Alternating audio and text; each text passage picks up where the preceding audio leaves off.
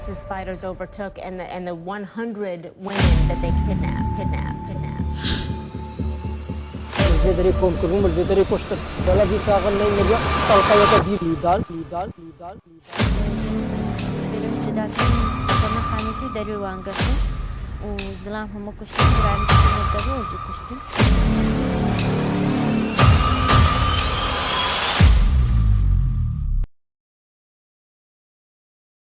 It's the summer of 2014 in a village in Sinjar, Iraq. People are laughing, living their daily lives and working like everyone else in the world.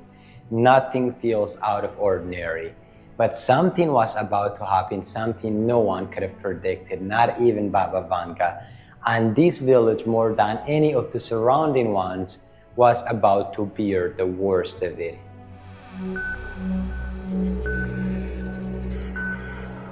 It's August 2nd and things are starting to feel off. ISIS, the so-called Islamic State, has taken control of most of the region. People are scared but not terrified. They have been constantly reassured since ISIS invaded Iraq that they are protected, no harm would come to them. So they feel uneasy, but safe, or so they think. Then comes August 3rd. ISIS launches coordinated attacks on all the remaining villages during the morning hours. By 8 a.m., they have taken control of all the villages, except one. And that one is Kocho. So now Kocho is surrounded on all sides. The roads in and out are blocked. No one can escape. ISIS enters the village but doesn't kill anyone that day.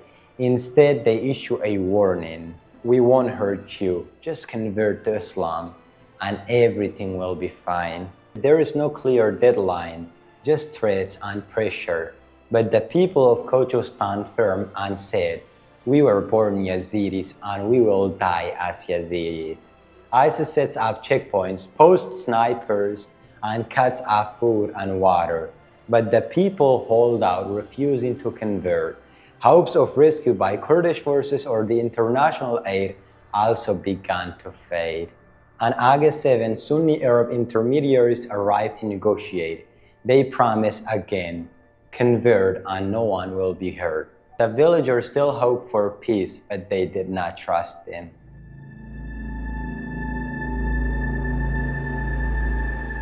On August 15, Alias, a physician from Kocho, was in his clinic treating a newborn patient when 30 armed vehicles stormed the village, accompanied by 2 large loaders. He sensed that something terrible was about to happen and he rushed home. Soon news spread that ISIS leader had ordered everyone in the village to gather at the village school and not to bring anything valuable, such as gold or money. ISIS claimed they would be transported to Iraqi Kurdistan to reunite with their people there. They separated around 500 men and older boys from women and children. Some refused to leave their families, others clung tightly to their wives' hands, as if they knew what was coming. Alias and the other men were blindfolded, loaded onto trucks that drove them to the outskirts of the village. Alias, like the other, was so confused and frightened, trying to make sense of what was happening. Some were crying, others believed they were going to be forced to convert to Islam, then released. But ISIS had a different plan.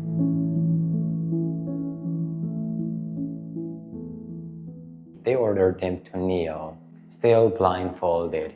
As Alias knelt, he heard the ISIS fighters scream, Takbir! Allah Akbar! Allah Akbar! Allah Akbar! Then gunshots. That's when he realized they were being executed. So he bowed his head and said his final words, Ya Daus Malik. They were being shot in the head one by one. When the man beside Alias was shot and killed, realizing now it was his time to die, he froze, too afraid to move even before he was killed. His mind raced. Where is my mother? My wife? What about my children? Are they also gonna be killed just like me? I didn't get to say goodbye to my loved ones. I wish I had never been born. Then a burning sting scraped across his skull. The bullet had just missed. Panicked, he thought it had pierced his skull and that he would die slowly. He was shot again and again and again. Each bullet felt like the end. There was no way he could survive.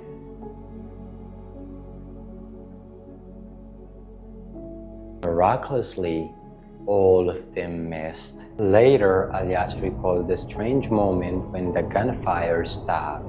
Above the chaos, the low hum of aircraft filled the air. He believed the noise startled ISIS fighters, driving them to flee. Alias lay still, listening.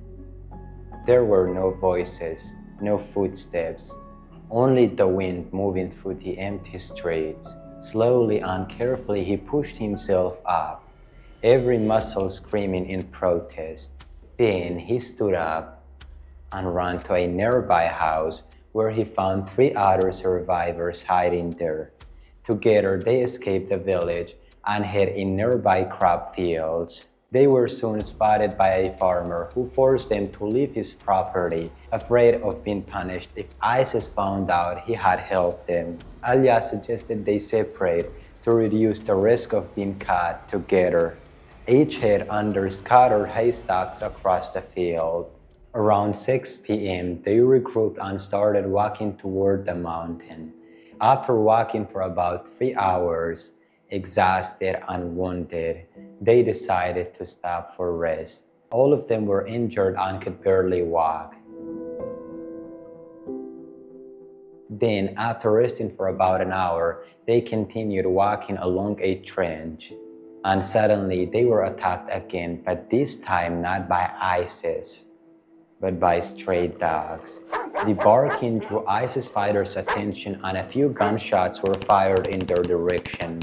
But again, all of them missed, and they managed to escape once again. By morning, they reached the foot of the mountain, where they rested for a few hours, and around 4 p.m., they climbed the mountain. They hadn't eaten in days and had little water, but they refused to give up. And they kept climbing until the morning of the next day. At last, they reached the other side of the mountain.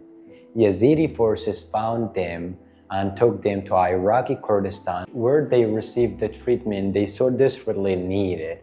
ISIS committed a genocide against Yazidis that day. After executing around 500 men and older boys, they separated women and children. Older women, usually above 40 or 50s, were taken and killed in front of their grandchildren and daughters, as ISIS believed they had no value. Younger women and teenage girls were transported to various locations and sold as sex slaves. They were locked in crowded rooms, forced to convert to Islam, raped daily, and treated as property. Many were gifted to ISIS fighters or sold in slave markets. Children were also separated by age and gender. Boys above 7 or 8 were taken for indoctrination or military training. They were taught ISIS ideology or trained to become fighters. Younger boys stayed with their mothers at first, but were later taken for re-education in camps. Families were torn apart, identities were erased. The goal was to destroy the Yazidi culture and community. Many survivors, including Alias, still live with the pain of that day, the day the world betrayed the Yazidis. To this day, around 1,200 women remain missing, and hundreds of men were killed in mass killings. But the tragedy did not end there. Even now, Yazidis continue to face verbal attacks. When we post on social media about our religion or the escape of a hostage, we receive thousands of comments calling us infidels, telling us we should be killed. But what have we done? Why are you guys killing us in the name of religion, while the religion have nothing to do with us?